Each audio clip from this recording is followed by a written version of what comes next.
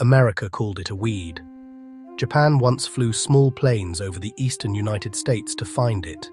Not gold, not oil, a tree that can grow up to 20 feet in its first year. A tree that can reach harvest size in as little as 5 to 10 years. A tree with wood so light, so stable, and so unusually heat-resistant that buyers once paid astonishing prices for a single log. So, here is the question. If it was that valuable, why did America treat it like a mistake? The story begins in ancient China. For centuries, Paulownia was not ordinary timber. It was prestige wood. It was planted near noble homes and official buildings.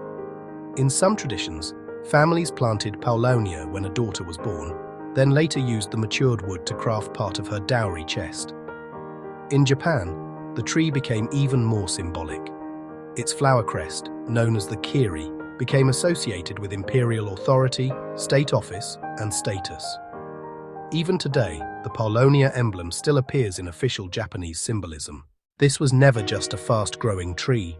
In East Asia, it was a tree of memory, craftsmanship, and power. And the biology is what makes the story so hard to ignore. Paulownia grows with unusual speed. Under the right conditions, a young tree can rise at a pace that makes traditional hardwoods look painfully slow. While oak may need decades, Paulownia can become harvest-ready in as little as 5 to 10 years. Then there is what happens after cutting. In managed conditions, the root system can send up fresh new shoots from the stump, allowing regrowth without complete replanting. Its wood is part of the appeal. Paulownia is extremely light, dimensionally stable, and prized for specialty uses where low weight and good strength matter.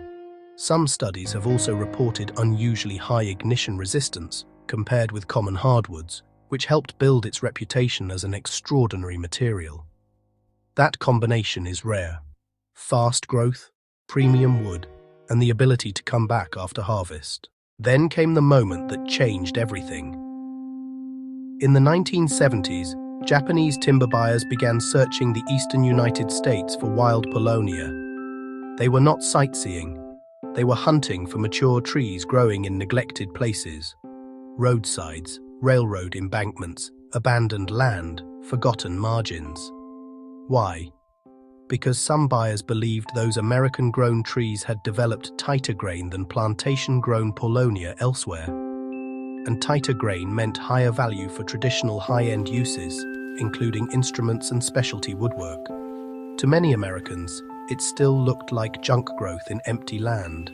To those buyers, it looked like hidden inventory. By the early 1990s, the demand had become intense enough to attract crime. Reports described log theft, illegal cutting, and poaching rings targeting valuable Paulownia stands. Investigators tracked missing timber, matched stumps to seized logs, and treated what looked like ordinary rural tree theft as something much larger. That is how strange this story is. A tree dismissed by one culture as a weed had become valuable enough for theft, smuggling, and black market attention. And for a brief moment, it looked like America might finally take it seriously.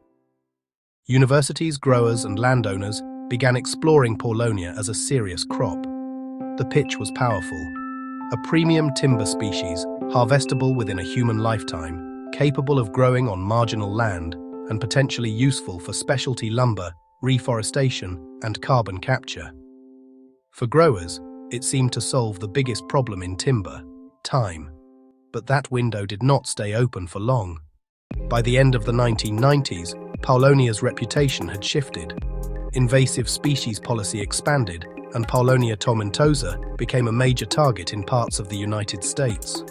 Restrictions spread, public perception hardened, and for many people, the entire genus became guilty by association.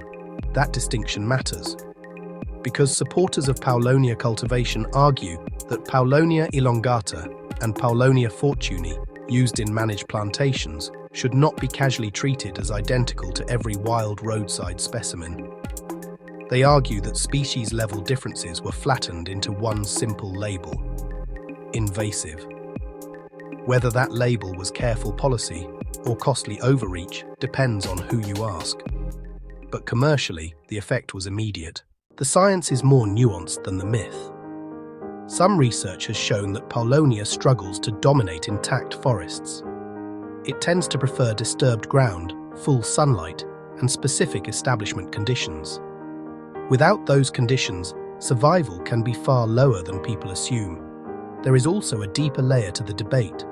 Some researchers and advocates have pointed to fossil evidence suggesting that Paulownia-like trees may have ancient roots in North America's distant past, making the story more complicated than the word foreign suggests. Not everyone agrees on what that means, but everyone should agree on this. The story is not simple, and that brings us to the part most people never hear. Even after the stigma, America did not stop growing Paulownia. In many cases, it simply stopped building a confident domestic identity around it. Raw logs could still leave. Finished products could still return. Value moved outward. Former President Jimmy Carter was among those who publicly supported Paulownia as a sustainable crop, especially Paulownia elongata, seeing it as both an environmental and economic opportunity. Critics of the system argue that a tree this fast, this useful, and this profitable was never just a botanical issue. It was a market issue.